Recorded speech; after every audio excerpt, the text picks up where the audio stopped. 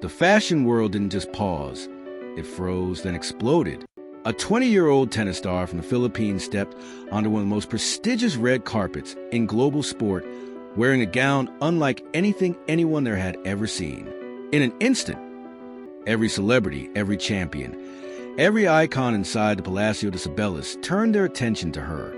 She didn't choose a European designer. She didn't follow the luxury trends worn by every other athlete that night. Instead, she wore something far more powerful, a piece of her homeland, a design inspired by an entire archipelago, carefully crafted, flown across continents, and completed in under a week. And she wore it with absolute confidence. This isn't just about fashion. It's a bold statement of identity, fearless, unexpected, and perfectly timed. A moment so striking it brought the Oscars of sport to a standstill and forced the world to recognize what it had long overlooked. Stay until the end, because what happened in Madrid on April 20th, 2026 will be remembered long after the trophies fade. To truly understand it, you first have to feel the weight of that room.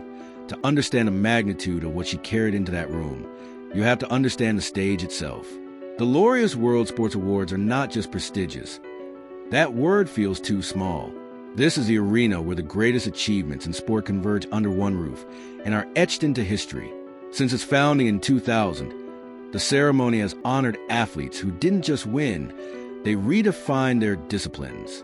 Names like Roger Federer, Serena Williams, Novak Djokovic, Rafael Nadal, Simone Biles, and Lionel Messi have all stood in that spotlight. The statuette itself, crafted by Cartier, is more than an award. It's a symbol of legacy, a weighty piece of silver and gold that represents the very peak of human performance. The 2026 ceremony, held in the breathtaking Palacio de Cibeles in Madrid, gathered a lineup worthy of that legacy. Carlos Alcaraz, fresh off a dominant 2025 season that included both the French Open and the U.S. Open, arrived as a defining figure of the night. Aryna Sabalenka, having reinforced her place at the summit of women's tennis with multiple Grand Slam finals and a U.S. Open title, carried herself with the calm authority of a champion who had earned every ounce of recognition. And it wasn't just tennis royalty in the room. Lamine Yamal, football's meteoric teenage sensation, stood among the elite. Paris Saint-Germain was there to represent team excellence at the highest level. This was the atmosphere, dense with greatness, saturated with history, into which she walked. Paris Saint-Germain claimed the team award after their first ever UEFA Champions League triumph. Novak Djokovic, a 5-time Laureus winner and one of the most recognizable athletes on the planet, co-hosted the ceremony alongside Eileen Gu. Nadia Comaneci, whose perfect 10 at the 1976 Montreal Olympics redefined what was possible in sport, received a Lifetime Achievement honor presented by Simone Biles. This was a room, a gathering of proven greatness, of names already carved into history. And into that space walked Alex Eala, 20 years old, ranked 44 in the world, wearing a gown created in just days by her uncle in the Philippines, flown across continents to arrive in Spain just in time. She didn't shrink. She didn't play small. There was no rehearsed modesty, no hesitation in her step. She moved with the quiet certainty of someone who had already lived this moment 1,000 times in her mind. Because, in her own words, she had. And this is where the story reveals something deeper about the architecture of her character. This wasn't luck. It wasn't a last-minute decision. It was a vision, clear, deliberate, and unwavering. Long before the invitation never arrived, she had made a promise to herself. When her first major red carpet moment came, she would wear Filipina. Not maybe, not if the opportunity feels right. When that certainty never wavered. I've always had this dream. When I step onto a red carpet, I'll wear Filipina, Alex Eala shared in an interview with Tennis Channel. A moment that quickly rippled across Filipino media worldwide. Asterisk, it's my first major red carpet, and this is the time. Asterisk, because the Filipiniana is not decoration. It is not a costume. It carries weight, centuries of identity woven into every thread. It is a garment that endured colonization, evolved through independence, and emerged as one of the most distinctive symbols of Philippine heritage. The butterfly sleeves, the delicate piña fabric, traditionally made from pineapple fibers, with a texture no synthetic material can truly replicate. The structured elegance of the bolero layered overflowing material. On a global stage, wearing it isn't about style, it's a statement. It's testimony. And what makes this moment even more remarkable is how quickly it all came together. Eala reached out to her uncle, Alex Eala, an internationally recognized designer, and shared her vision. From concept to completion, everything happened at an almost impossible pace. Designing, crafting, finishing, packaging, all within days. The gown traveled from the Philippines to Spain just in time. What appeared on that red carpet was nothing short of striking, a flowing beige chiffon dress with a subtle waist cutout, paired with a piña bolero crown by those unmistakable butterfly sleeves, the defining silhouette of the Filipiniana, standing apart in the sea of global couture. Before the world saw it, she offered a glimpse. On TikTok, she shared a preview set to a Filipino song, quietly, confidently introducing what would soon become one of the most talked about looks of the night. The caption she chose for her Instagram post that evening said it all without saying too much.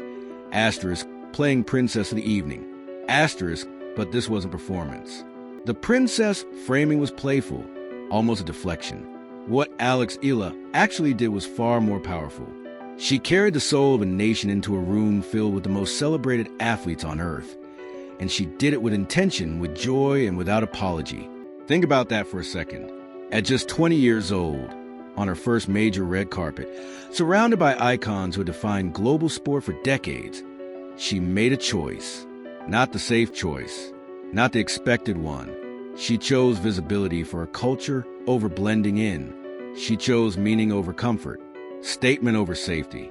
And here's the detail that elevates this from a memorable fashion moment to something far rarer. The very next morning, after the Laureus Sports Awards, after the photos, the headlines, the viral attention, she stepped onto the court at the Madrid Open and delivered. She defeated Anastasia Pavlyuchenkova in straight sets, not symbolically, decisively, against a seasoned opponent, at one of the highest levels of the sport. No pause, no come down, no distraction. She moved forward to face Elise Mertens in the next round. With her clay court campaign continuing to the Italian Open and the Parma Ladies Open, all building toward her second Grand Slam appearance of the season at Roland Garros. That's the difference. Anyone can create a moment. Very few can back it up the next day with performance. And that's exactly what happened heading into Roland Garros. The same Alex Eala who had just stopped the Laureus Sports Awards in its tracks with a Filipiniana gown, who stood smiling between Novak Djokovic and Eileen Gu, joking about being sandwiched between greatness, went straight back to work becoming exactly that. That's what transforms a Madrid moment from a beautiful image into something far more enduring. Because this wasn't an isolated flash. The signs were already there. At Indian Wells Open, she absorbed a brutal stretch, losing a set 6-0 to Linda Noskova, and instead of unraveling, she processed it. She spoke about it not as a failure, but as something that would strengthen her progression. That tells you everything. Her identity as competitor and her identity as a cultural representative are not in conflict. They reinforce each other. The Filipiniana wasn't separate from her tennis. It came from the same place, discipline, clarity, and an unshakable sense of self. It's the same mindset that lets a player dig out a 4-5 deficit in a deciding set under pressure. The same mindset that refuses to shrink for easier acceptance. Right now, ranked 44 in the world, with the clay season unfolding, Eala is approaching a different tier of conversation. Not just about potential, but about inevitability. The kind of conversations that include Grand Slam contention, sustained top 10 presence, a career that doesn't just attend ceremonies, but defines them. Those conversations are closer than many realize. So here's the question worth sitting with. When historians look back at the 2026 Laureus Sports Awards in Madrid, what will they remember as a defining image of the night? The triumph of Carlos Alcaraz? The dominance of Aryna Sabalenka? The emergence of Lamine Yamal? All of those moments matter. They represent real excellence, earned over years of relentless work. But there's another image, quieter yet impossible to ignore. A 20-year-old Alex Eala standing at the entrance, wearing a beige piña Filipiniana gown. A promise kept, a vision realized, a culture carried. not displayed for approval, but presented as something complete in itself. It wasn't the loudest moment of the evening. It sparked no controversy. It demanded no explanation. It simply existed, calm, grounded, and undeniable. And sometimes that kind of presence speaks the loudest, because when cultural pride shows up without hesitation, without apology, it doesn't need to compete for attention. It holds it. Eala walked into a room built to celebrate the highest levels of human achievement and wore her heritage as effortlessly as others wore designer labels. She stood beside Novak Djokovic and Eileen Gu, smiled for the camera, and captioned it with disarming simplicity. Asterisk, sandwiched between greatness. Asterisk, but here's the quiet truth beneath that line. She wasn't just standing next to greatness. She stood between greatness with the ease of someone who hasn't decided whether that label belongs to her yet, or quietly suspects it does, and simply isn't in a rush to it. Then she went right back to winning tennis matches. The Filipiniana gown returned to where such pieces go between moments of history.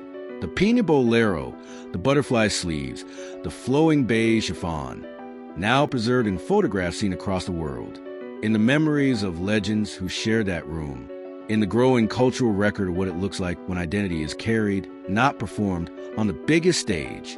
She captioned it, asterisk, playing princess for the evening. Asterisk, but a princess is a role. Temporary, performed. What Alex Eala showed in Madrid was something else entirely. Something permanent. The character of a person who doesn't treat her origins as something to explain or something put on display when convenient, but as the most natural, unquestioned answer to who she is. The fashion world was stunned. The sports world was moved. But for Filipinos around the globe, it was something deeper than both. It was recognition. Seeing themselves reflected at the highest level, confident, unmistakable, and complete. And now the question turns to you. In a world where athletes often smooth out their identities to fit a global mold, was her choice strategic, or was it simply honest? Maybe it was both. Because honesty, when it's this clear, becomes its own kind of strategy. On April 20th, 2026, the Laureus World Sports Awards in Madrid celebrated the greatest athletes on earth. Carlos Alcaraz won. Aryna Sabalenka was honored. Lamine Yamal marked a historic rise. Nadia Comaneci received a lifetime tribute from Simone Biles. And Eala arrived, wearing a Filipiniana gown designed by her uncle, created in days, carried across continents, and worn with the calm certainty of someone who had already imagined this moment long before it arrived. Then she walked off that red carpet onto a tennis court